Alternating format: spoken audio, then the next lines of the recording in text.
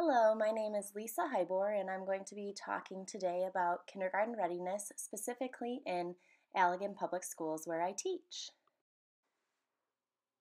So to give you an understanding about what my research shows is I did an analysis both of parent perceptions and teacher perceptions at Allegan, and I asked a lot of why questions, and I wanted to analyze true thoughts about the programs itself that students had before coming into kindergarten. Personally, I chose to do this because it's something that I'm passionate about and I am very interested in, but also as a district, because of funding, we're looking at discontinuing the Young Fives program next year. Here is the list of some of the demographics that are prevalent in Allegan. So in Allegan, we have 4 separate elementary buildings.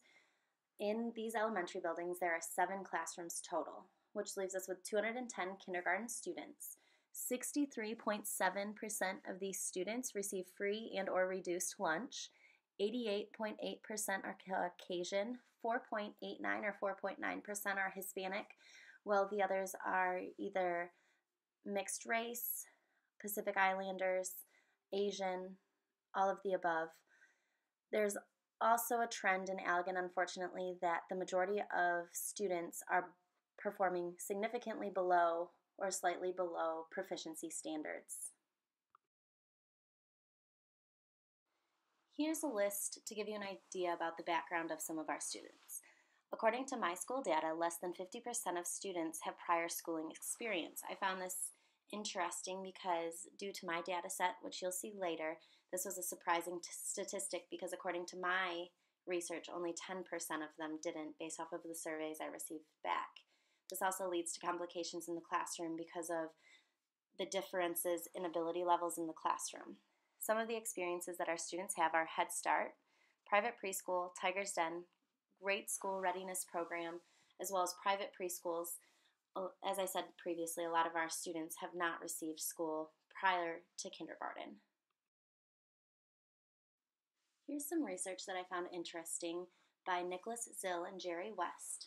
They have found that 29% of incoming kindergartners know letters, sounds, and the first sounds of words. However, 34% of students who are incoming kindergartners know absolutely no letters or sounds, which also means they can't know the first sounds of words. I found it interesting that they state Michigan is one of the only states to not have a required kindergarten readiness test, which means kindergartners within a county can be incoming at different levels because we don't have a readiness standard or a kindergarten standard, which means a lot of parents don't know what to expect for their incoming kindergartner. The methods and processes are listed on your screen now. So I created 2 questionnaires, one for parents and one for current kindergarten teachers in Allegan Public Schools.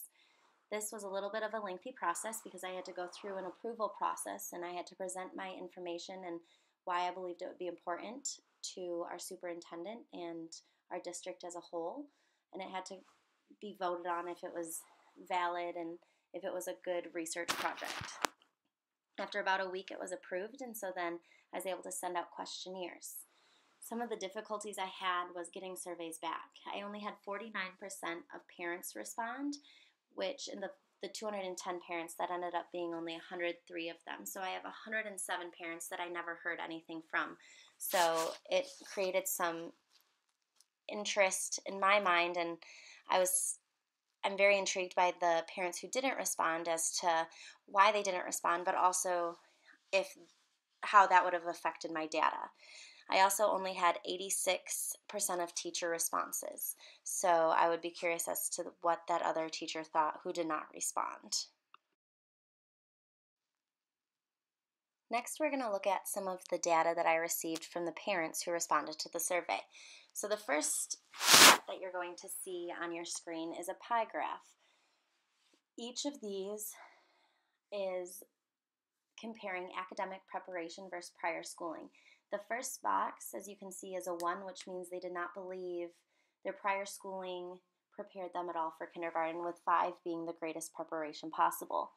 The blue represents GSRP, The red represents Head Start, green means they did not attend any prior schooling, the purple is a private preschool, while the orange is Young Fives. Through my data that I collected, I found that at whole or overall, Young Fives appears to prepare students the most. Also, I concluded that no prior schooling and GSRP prepares students the least academically, according to parents.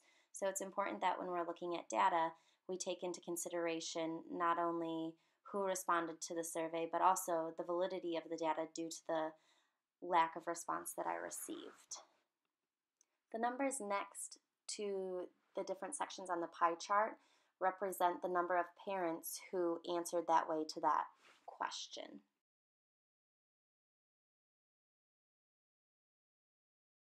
In my opinion, there are two different ways a child can be ready for kindergarten. Obviously, the first being academic, which is what you just saw.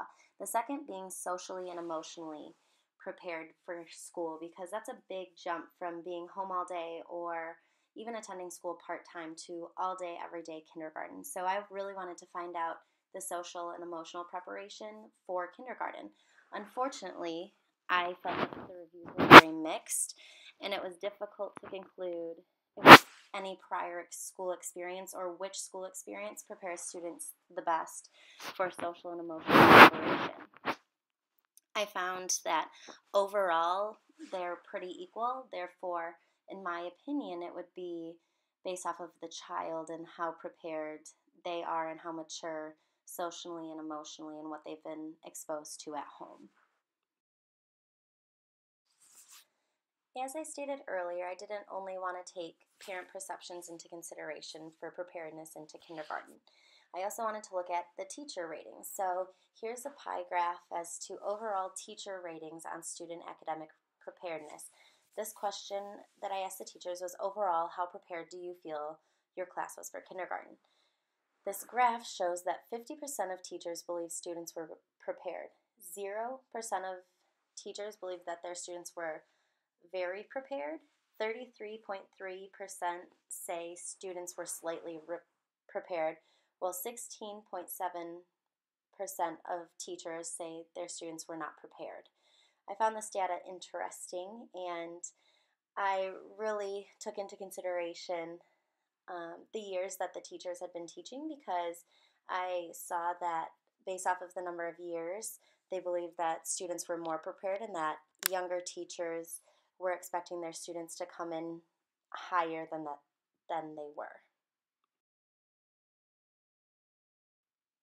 I also asked the teachers what school they thought prepared students the best, and I did this by asking how prepared they believe each student was who came from a specific schooling background. You should now be seeing 4 pie graphs. The top left shows which students were not prepared. The second schooling would be slightly prepared. The top right would be prepared, and the bottom left would be very prepared.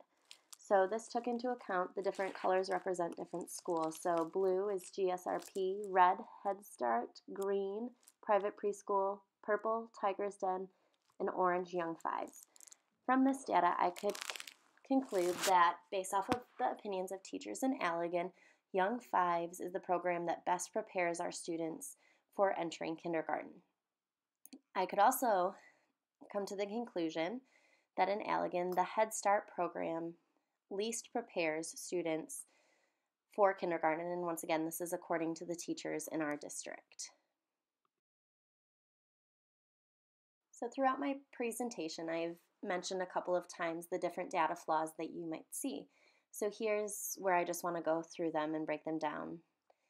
First of all, less than 50% of my parents responded. So out of the 210 parents, I had 103 who returned surveys. In my opinion, based off of the My School data, it appears that most of those parents who didn't respond are the ones whose children had no prior schooling experience. And I'm assuming that based off of the less than 50% attending prior school, which is the data I found on My School data. the validity of the results because it's only one school district and it had such a lack in response. Also, like I had said, my data versus the state data differs slightly. So one of the things I still need to work on before our paper is due next week is finding more resources that I find prevalent to my data.